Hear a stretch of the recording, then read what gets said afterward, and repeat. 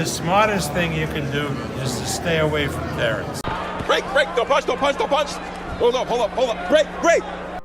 5 strange potential opponents that make sense for Terence Crawford. Starting at number 1, Jarrett Hurd at 160. Yes, Jarrett Hurd. Crawford's been talking about 47 getting a little difficult to make for some time, so let's assume he was serious about moving up to fight Canelo at 68. He's going to need some preparation, and I think a big physical dude like Hurd is the man for the job. At 5'11", he's got about 3 inches on Canelo height-wise, but weight-wise, I think he'll be very close, if not heavier than Canelo. And we all know Hurd uses his weight to his advantage, with some people calling him a straight-up weight bully. Check out this Fight Hub interview where he says he cuts 36 pounds. Sheesh. So I'm looking at you, and you're looking slim. You're looking like you're on weight, but I've seen you before, and you're a big guy. And a lot of people wonder, like, how does he make this weight cut? I saw a video of you, and you like did something with your sweatsuit, and all this water came out from it. How much weight do you cut? In my mind, I'm thinking like, all right, he has to be cutting in this whole process like 25 pounds. The week of the fight, maybe 6-7 pounds. But that's my wrestling mind, like going at it. But what is it? I cut about 36 pounds. I also talked with Austin Trout, and he talked about not believing how big he was after seeing him in person after they fought. I don't know how he made 54 back then, but he did. Bruh, like, seemed like he made it pretty comfortably too. I don't know if it was comfortably, but that joker was at least, 190 in the ring. Oh, yeah, and then I seen him a couple weeks after that fight. I was in DC for some fights, and I looked at that joint. I said, "Hey, Slim, what you weigh right now, bro? This shit ain't fair." You know what I mean? My nigga was at least he didn't tell me. He be gone. He didn't even tell you? Yeah, he was at least 225, bro. So yeah, I think a big sturdy dude like him would be good preparation with minimal risk. I don't think Hurd has the skills to provide any real danger to Crawford, which really makes him ideal. Number 2, Gennady Golovkin at 160. Now this fight would be purely for legacy. You can make somewhat of an argument that Crawford's resume needs more names, and beating Triple G would be a big name to add.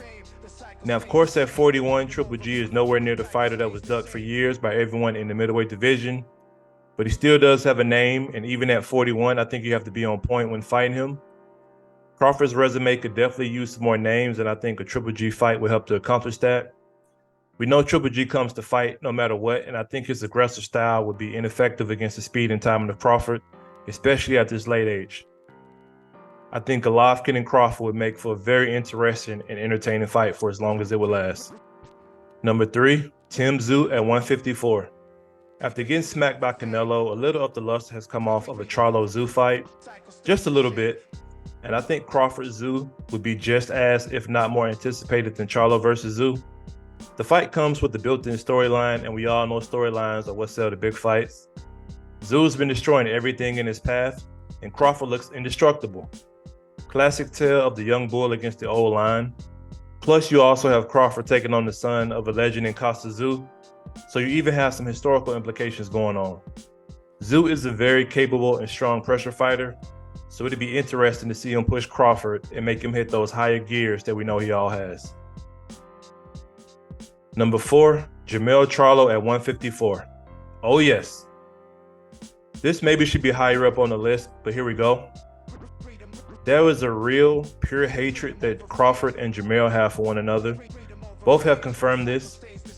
I've never seen a fighter in the middle of delivering an whooping look to the crowd and say, "You're next," then continue delivering that whooping.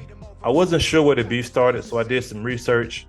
And according to Crawford, when he moved up in weight, Jamal just started talking reckless out of nowhere. Check out what he said on the Porterway podcast. I feel like you don't like Jamal. And if I don't. You got respect, and I think you got respect for Errol. So if you did Errol like that, god damn.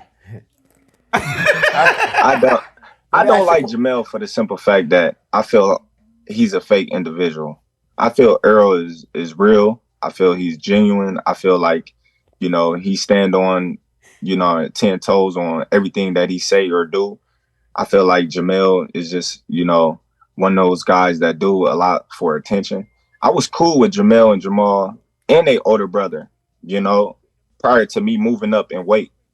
I got messages with he hit me up and you know what I mean, asking me, pull up. He gonna pull up in Omaha, and we talking about cars, and we talking about all different type of stuff. You know what I mean? And once, you know, I moved up in the division, and I understand that they stable mates, and he trained with Errol coach, and they've been knowing each other for a long time. But for him to start bashing me and talking bad about me and saying I'm gonna get knocked out, and you know, just going on, just to, you know, going out his way to say little slick shit about me, I was just like, man, that's some hoe shit.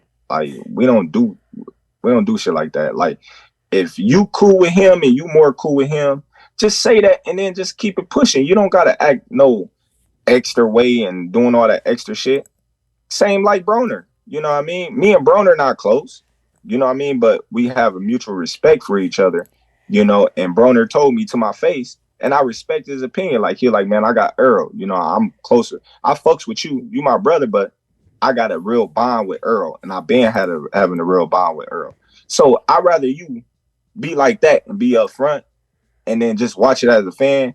But then you go on the fan, oh, Errol gonna knock his ass out. We gonna do this. We doing that. We Texas boys, this, that. Man, you from Louisiana, bro. Come on, man. I'm from Louisiana. Talk. Like, I know, I'm just saying, like, he ain't from Texas to the heart. And I just like, I don't like shit like that. And I just like, man, dude, I don't rock with that. Terrence, what was you telling him while you was whooping this boy's ass? Because that was crazy. I just told him he a bitch ass nigga. You know what I mean? You know? And I told him some more shit, but you know, I ain't gonna say everything, but you know, it was just heat of moment. You know, I just wanted to let him know how I felt and let him know that, you know what I mean, I'm definitely coming for him because that's what I said I was gonna do. Crawford also heckled Charlo about his performance against Canelo, so you know Jamel would love the opportunity to shut him up about it. And at number 5, Errol Spence at 147 or 154. You know what, man? Why not? Errol Spence has been adamant about it, so why not give it to him? I do think Errol will be taking the fight for the wrong reasons, and we all know what happens when you do things in life for the wrong reason. There's literally 0 things that Spence could do that would make a difference, I feel.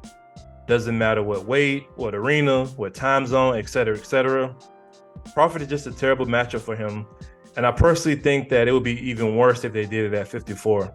I would be curious to see what the current trainer of the year in Derek James comes up with. Probably nothing effective, but who knows? It's been a rough year for his fighters, and the year's still not over. But that's all I got for y'all. Let me know what you think about the list. Let me know your thoughts.